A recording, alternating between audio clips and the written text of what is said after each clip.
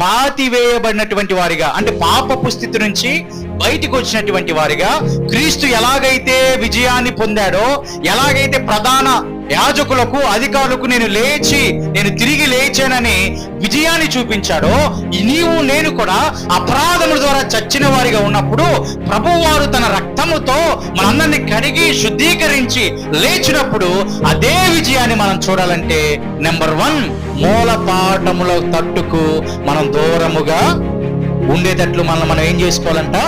జాగ్రత్త చేసుకోవాలి. రెండోది, తీర్పు తీర్చడానికి ఎవరికి మనం అవకాశమో, వీరు ప్రభువులోకి వచ్చి కూడా మరలా అవి పాటిస్తున్నారు, ప్రభువులోకి వచ్చి కూడా మరలా లోక సంబంధమైన వాటిని చేస్తున్నారని ఎదుటివారు మనల్ని తీర్పు తీర్చే అవకాశం మన వారికి ఇవ్వకూడదు. పాయింట్ నెంబర్ 3, ఎల్లప్పుడూ ఎలవేళ ప్రభువునకు ఎలాగుండాలంటే విధేయులుగా ఉండాలి. ఎలాగుండాలంటే పుల్లరా? విధేయులుగా ఉండాలి.